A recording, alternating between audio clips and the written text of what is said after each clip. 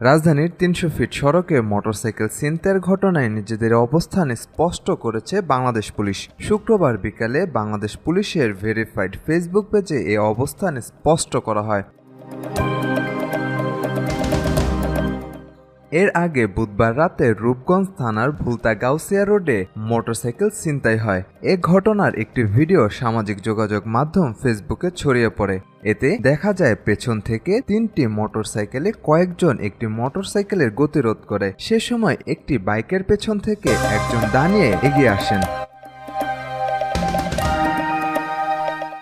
Bangladesh police জানিয়েছে, রূপগঞ্জে motorcycle আরোহী জিসান ও ফয়সালের ওপর হামলা এবং ছিনতাই সংক্রান্ত একটি ভিডিও সামাজিক যোগাযোগ মাধ্যমে ভাইরাল হয়েছে। এ বিষয়ে পুলিশ তাৎক্ষণিক ব্যবস্থা গ্রহণ করেছে।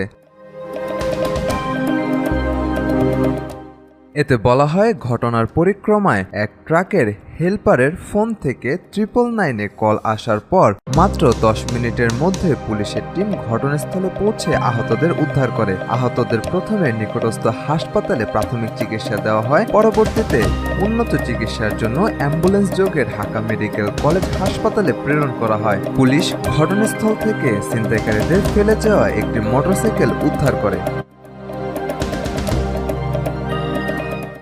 পুলিশ জানিয়েছে, ঘটনার পরপরই রূপগঞ্জ থানায় একটি মামলা রুজু করা হয়। আসামি গ্রেফতার ও ছিনতাই হওয়া মালামাল উদ্ধারের চেষ্টা অব্যাহত রয়েছে।